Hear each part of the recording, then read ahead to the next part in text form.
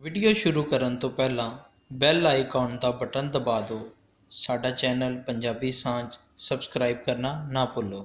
ਇਹਨਾਂ ਦੇ ਘਰਾਂ ਦੇ ਵਿੱਚ ਜਿਹੜੇ ਰਹਿਣ ਵਾਲੇ ਇਹਨਾਂ ਦੇ ਵਾਰਿਸ ਹਨ, ਇਹ ਅਸੀਂ ਉਹਨਾਂ ਨੂੰ ਨਾਲੇ ਅੱਜ ਇਹ ਕਹਾਣੀ ਸੁਣਾਉਣੇ ਆ ਉਹਨਾਂ ਦੇ ਬਜ਼ੁਰਗਾਂ ਦੀ ਕਿ ਜਿਸਲੇ ਮਾਈਗ੍ਰੇਟ ਹੋ ਕੇ ਉਹ ਚਲੇ ਗਏ 47 ਦੇ ਵਿੱਚ ਚਲੇ ਗਏ ਤੇ ਆਪ ਦਾ ਪਿਆਰ ਤੇ ਯਾਦਾਂ ਇੱਥੇ ਲੋਕਾਂ ਦੇ ਦਿਲਾਂ ਦੇ ਵਿੱਚ ਛੱਡ ਕੇ ਚਲੇ ਗਏ।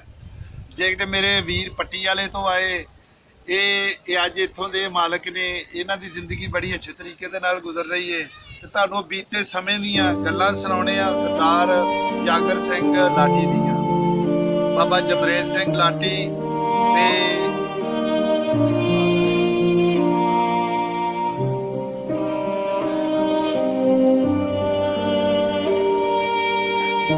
ਅਸੀਂ ਤੁਹਾਨੂੰ ਲੈ ਕੇ ਚੱਲੇ ਹਾਂ ਜਿੱਥੇ ਗੱਲਾਂ ਬਾਤਾਂ ਕਰ ਰਹੇ ਨੇ ਮੀਆਂ ਜਮੀਲ ਅਹਿਮਦ ਸਾਹਿਬ ਤੇ ਘਰ ਦੇ ਜਿਹੜੇ ਰਹਿਣ ਵਾਲੇ ਨੇ ਵਸਨੀਕ, ਉਹ ਗੱਲਾਂ ਬਾਤਾਂ ਸੁਣ ਰਹੇ ਨੇ ਉਹਨਾਂ ਦੀਆਂ। ਜੀ ਮੀਆਂ ਸਾਹਿਬ, ਇਹ ਵੀਰਾਂ ਨੂੰ ਵੀ ਚਲੋ ਅਸੀਂ ਤਾਰਫ ਕਰਾ ਦਿੰਦੇ ਆ। ਅਸੀਂ ਤੇ ਸਾਰੀ ਉਮਰ ਕਹਿ ਲਓ ਵੀ ਅਸੀਂ ਤੇ ਇਕੱਠੇ ਹੀ ਹੋ ਗਏ, ਸਾਡਾ ਅੱਲਾ ਨੇ ਨਸੀਬ ਇਕੱਠਾ ਕਰ ਦਿੱਤਾ ਵੀਰਾਂ ਦਾ। ਤਾਰਫ ਇਹ ਕਰਾ ਦਿੰਦੇ ਆ। ਮੇਰਾ ਨਾਂ ਜੀ ਮੀਆਂ ਜਮੀਲ ਅਹਿਮਦ ਲਲਿਆਣੀ ਤੋਂ। ਮੇਰੇ ਵੱਡੇ ਜੀ ਮੀਆਂ ਰਸ਼ੀਦ ਅਹਿਮਦ, ਮਾਸਟਰ ਮੀਆਂ ਮਨੀਰ ਅਹਿਮਦ, ਮੀਆਂ ਅਨਵਰ, ਮੀਆਂ ਮੁਹੰਮਦ ਹੁਸੈਨ, ਇਹ ਸਾਡੇ 4 ਬਜ਼ੁਰਗ ਸਨ। ਕੁਛ ਸਾਡੇ ਬਜ਼ੁਰਗ ਸਾਨੂੰ ਗੱਲਾਂ ਸੁਣਾਉਂਦੇ ਰਹੇ, ਕੁਛ ਅਸੀਂ ਇੱਥੋਂ ਦੇ ਜਿਹੜੇ ਸਾਡੇ ਰਹਿਣ ਵਾਲੇ ਵਸਨੀਕ ਸਨ, ਹਮਸਾਏ ਸਨ, ਸਾਨੂੰ ਉਹਨਾਂ ਨੇ ਗੱਲਾਂ ਦੱਸੀਆਂ ਤੇ ਸਾਡੇ ਰਾਬਤੇ ਹੋਏ ਤੇ ਸਾਡੇ ਵੀਰਾਂ ਨੇ ਖਵਾਇਸ਼ ਕੀਤੀ ਕਿ ਸਾਨੂੰ ਸਾਡਾ ਘਰ ਵਿਖਾਓ। ਫਿਰ ਇਸ ਘਰ ਦੇ ਵਿੱਚ ਇੱਕ ਵਾਕਿਆ ਬੀਤਰ ਗਿਆ।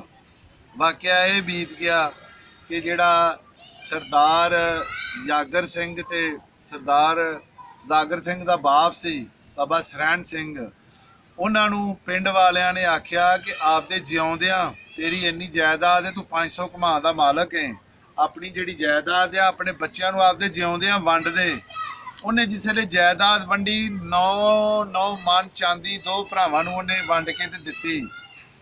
ਜਿਸ ਵੇਲੇ ਇਹ ਭੱਠਿਆਂ ਦੇ ਵੀ ਮਾਲਕ ਸਨ, ਇਹਨਾਂ ਦੇ ਇੱਟਾਂ ਵਾਲੇ ਭੱਠੇ ਵੀ ਸਨ, ਸ਼ਹਿਰ ਦੇ ਵਿੱਚ ਇਹਨਾਂ ਦੀਆਂ ਦੁਕਾਨਾਂ ਵੀ ਬੜੀਆਂ ਸਹੀ। ਇਹਨਾਂ ਦੀ ਬੜੀ ਪਾਰਟਨਰਸ਼ਿਪ ਤੇ ਇਹ ਜਿਹੜਾ ਬਾਬਾ ਜਾਗਰ ਸਿੰਘ ਸੀ ਕਾਰੋਬਾਰ ਕਰਦਾ ਸੀ ਤੇ ਕਾਰੋਬਾਰੀ ਬੰਦਾ ਸੀ, ਸਿਆਣਾ ਬੰਦਾ ਸੀ ਤੇ ਬੜਾ ਦਨਾਹ ਬੰਦਾ ਸੀ। ਇਹਨਾਂ ਦੇ ਘਰੋਂ ਜਿਹੜੀ ਅੰਮਾ ਜੀ ਸਨ ਬੜੀ ਸਖੀ ਦਿਲ ਸਨ। ਉਹਨਾਂ ਦੀਆਂ ਅੱਜ ਵੀ ਕੋਈ ਉਹਨਾਂ ਦੀਆਂ ਜਿਹੜੀਆਂ ਜਾਣਨ ਵਾਲੀਆਂ ਨੇ ਜਿਹੜੀਆਂ ਜ਼ਿੰਦਾ ਨੇ, ਉਹ ਦੱਸਦੇ ਨੇ ਕਿ ਅੰਮਾ ਜੀ ਹਰੀ ਜਾਣੇ ਆ ਤੇ ਘਰਾਂ ਦੇ ਵਿੱਚੋਂ ਸਾਨੂੰ ਦਾਣੇ ਦਿੰਦੇ ਹੁੰਦੇ ਸੀ, ਮਨ 2-2 ਮਨ ਦਾਣੇ ਦਿੰਦੇ ਸੀ। ਤੇ ਨਾਲ ਉਹ ਜਿਸ ਵੇਲੇ ਘਰਾਂ ਦੇ ਵਿੱਚ ਜਾ ਕੇ ਗਰੀਬਾਂ ਦੇ ਘਰਾਂ 'ਚ ਵੇਖਦੇ ਹੀ ਪੁੱਛਦੇ ਨਹੀਂ ਤੇਰੇ ਘਰ ਕੀ ਪੱਕਾ ਆ, ਅੱਜ ਥਾਲੀ ਚੁੱਕ ਕੇ ਵੇਖਣੀ ਤੇ ਗਰੀਬਾਂ ਦੇ ਘਰ 'ਚ ਕੀ ਪੱਕਣਾ ਸੀ। ਪੈਸੇ ਵੀ ਨਗਦੀ ਦੇਣੇ, ਖਾਣ ਪੀਣ ਦੀਆਂ ਸਬਜ਼ੀਆਂ ਜਿਹੜੀਆਂ ਬਾਹਰੋਂ ਉਹਨਾਂ ਦੀਆਂ ਜ਼ਮੀਨਾਂ ਤੋਂ ਆਉਣੀਆਂ, ਦਾਣੇ ਦੇਣੇ ਉਹਨਾਂ ਨੂੰ। ਐਡੀ ਸਖੀ ਦਿਲ ਸੀ ਅੰਮਾ ਜਿਹੜੀ ਇੱਥੇ ਬਾਬੇ ਜਮਰੇਜ ਸਿੰਘ ਦੀ ਮਾਂ ਸੀ, ਜਮਰੇਜ ਸਿੰਘ ਲਾਟੀ ਦੀ। ਤੇ ਇਹ ਫਿਰ ਜਿਸ ਵੇਲੇ ਉਹਨਾਂ ਨੇ 9 ਮਣ ਚਾਂਦੀ ਇੱਥੋਂ ਵੰਡ ਲਈ ਤੇ ਇਹਨਾਂ ਦੇ ਬੂਬੂ ਬੜੀ ਪੈ ਗਈ ਤੇ ਸਰਦਾਰ ਸਮੁੰਦ ਸਿਉਂ ਸੀ, ਉਹਨੇ ਫਿਰ ਇਸ ਘਰ ਦੇ ਵਿੱਚ ਡਾਕਾ ਮਾਰਿਆ। ਜਿਸ ਵੇਲੇ ਡਾਕਾ ਮਾਰਨ ਆਇਆ ਤੇ ਉਹ ਫੜਿਆ ਗਿਆ ਮੌਕੇ ਦੇ ਉੱਤੇ, ਉਹਨੂੰ ਤਾੜ ਲਿਆ ਗਿਆ।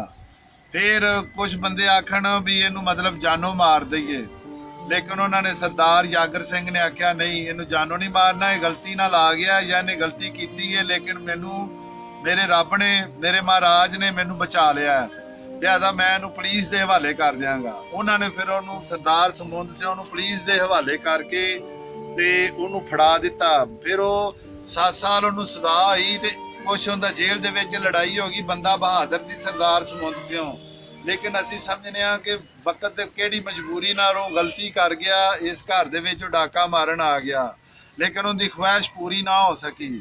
ਲੇਕਿਨ ਜੇਲ੍ਹ 'ਚੋਂ ਫਿਰ 21 ਸਾਲ ਸਜ਼ਾ ਕੱਟ ਕੇ ਪੂਰੀ ਆਇਆ।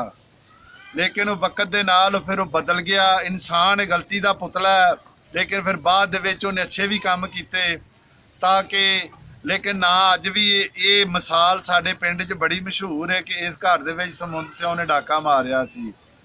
ਤੇ ਇਹ ਸਰਦਾਰ ਬਾਬੇ ਜਾਗਰ ਸਿੰਘ ਦੇ ਘਰ ਦੀ ਕਹਾਣੀ ਹੈ ਜਿਹੜੀ ਤੁਹਾਨੂੰ ਅਸੀਂ ਸੁਣਾਈ ਹੈ।